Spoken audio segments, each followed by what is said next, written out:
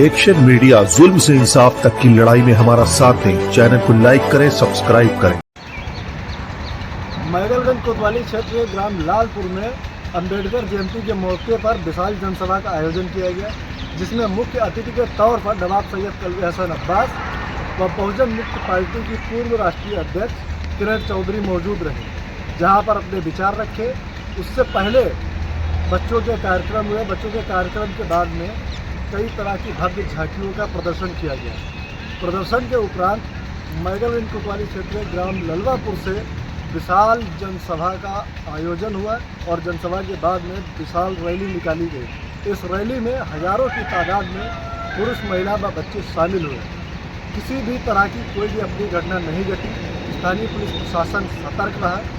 Action media news Lakhimpur Kheri से cameraman Saeed Khan के साथ रियाज सिद्दीकी। अंबेडकर जयंती के मौके पर मैगलगंज कोतवाली क्षेत्र के ग्राम लालपुर में विशाल जनसभा का आयोजन किया गया।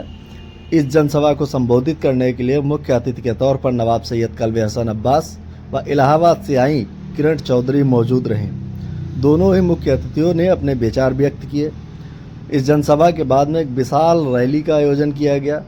यह रैली मैगलगंज कोतवाली क्षेत्र के कस्बा मैगलगंज के अलग अलग क्षेत्रों में मुख्य मार्गों से होते हुए कार्यक्रम का आयोजन फरिया पिपरिया ग्राम प्रधान नीलम देवी व गुरुदेवखेड़ा ग्राम प्रधान अब्दुल कादिर उर्फ लल्लू ने किया। कई जगह पर जलपान की व्यवस्था की गई थी। संविधान संशोधन करके फिर मनुवादी व्यवस्था को लागू किया जाएगा, ये इनकी रणनीति है। अगर 2007 से 2012 की बात की जाए तो दलित समाज एक मुफ्त वोट बैंक के तौर पर एक ही पार्टी को जाता था, उसका कहीं ना कहीं बेनिफिट मिलता था।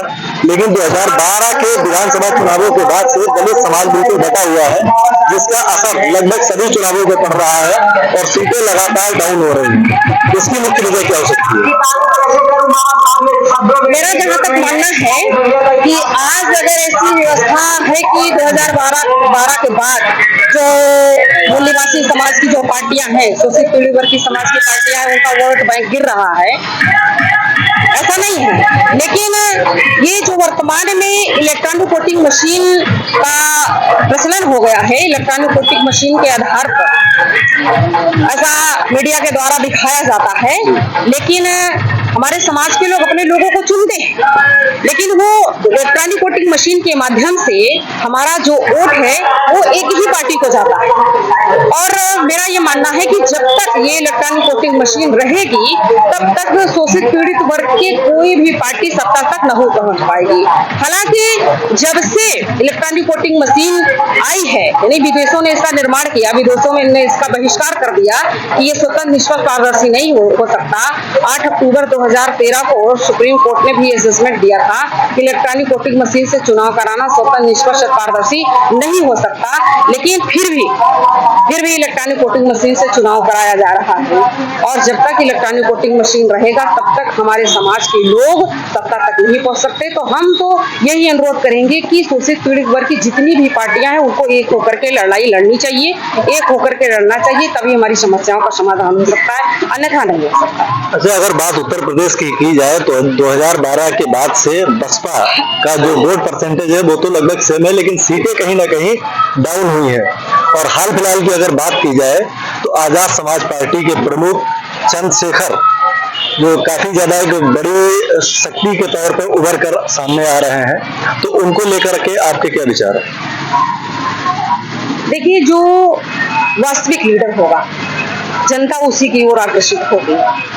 और आज चंद्रशेखर भाई जी हैं, वो लड़ाई लड़ रहे हैं, वो संसद में भी मुद्दे उठा रहे हैं, जो हमारे समाज के मुद्दे हैं उनको उठा रहे हैं, और समाज पर जो भी अन्याय अत्याचार हो रहा है वो उसका निपटारा कराने के लिए उसके लिए भी वो आगे बढ़ रहे हैं। तो हम तो ये चाहते हैं कि चंद्रशेखर भाई का जो है कंधा हमें मजबूत करना चाहिए, क्योंकि आज जो समाज है चंद्रशेखर भाई की तरफ ही देख रहा है। तो क्या लगता है कि जिस तरीके से 2007 के विधानसभा चुनावों में बसपा सबसे बड़ी उत्तर प्रदेश की पार्टी बनी थी, आने वाले भविष्य में क्या चंद्रशेखर आजाद उस तरीके का करिश्मा दिखा पाएंगे? देखिए, ये कहा नहीं जा सकता है, ये कोई कहा नहीं जा सकता, क्योंकि हम व्यक्ति पर तो भरोसा नहीं कर सकते हैं, विचारधारा पे भरोसा कर सकते हैं, व्यक्ति पर भरोसा नहीं। व्यक्ति, अभी आप ही यहाँ पर हैं, आप अपने ही बातों से मुकर जाएंगे। आप कह रहे हो कि क्या गारंटी है कि चंद्रशेखर भाई भी उनके अंदर भी परिवर्तन नहीं होगा, लेकिन हम ये कह रहे हैं कि आप हमसे अभी बाइट ले रहे हैं और कल को आप भी बदल जाओगे तो क्या आपकी कोई गारंटी है? आपकी कोई गारंटी नहीं है। तो इसलिए व्यक्ति की गारंटी हम नहीं ले सकते हैं। हम तो केवल वर्तमान को देख रहे हैं। वर्तमान में जो वास्तविक होगा, जो समाज की लड़ाई लड़ेगा, हम उसके साथ हैं, उसके कंधे को मजबूत करेंगे। आगे क्या होगा वो तो बात की बात होगी। चलिए, अपना बेशकीमती वक्त देने के लिए बहुत बहुत शुक्रिया। आज 14 अप्रैल को अम्बेडकर जयंती के उपलक्ष्य में मैगलगंज कोतवाली क्षेत्र के लल्लापुर में जो बहुत बड़ा प्रोग्राम किया गया है, इसमें मुख्य अतिथि के तौर पर हमारे क्षेत्र के नवाब सैयद कलवी हसन अब्बास साहब ने शिरकत की और मुख्य अतिथि के तौर पर इन्होंने यहाँ पर अपने विचार भी रखे। तो नवाब साहब, आज का जो प्रोग्राम है वो आपके लिहाज से किस तरीके का रहा है? देखिए, हम सबसे पहले आयोजक जो समिति के हमारे पदाधिकारी हैं उन सबको धन्यवाद देंगे। उन्होंने एक विशाल कार्यक्रम किया और सबसे बड़ा इस कार्यक्रम के थ्रू बाबा साहब के जो विचार हैं, बाबा साहब का जीवनी है, उस पर यहाँ के लोगों ने प्रकाश डाला और बाबा साहब का जो एक मिशन था, समाज के हर वर्ग के, हर कमजोर तबके से लेके और हर जात के लोगों के लिए जो उन्होंने काम किया, उसके संबंध में जो एक पूरा एक यहाँ पे तमाम लोगों ने अपने अपने विचार रखे और वो विचार जन जन तक पहुंचना चाहिए। तो बाबा साहब के जो मिशन था वो कल भी आवश्यक था, आने वाले समय में उसकी प्राथमिकता बनी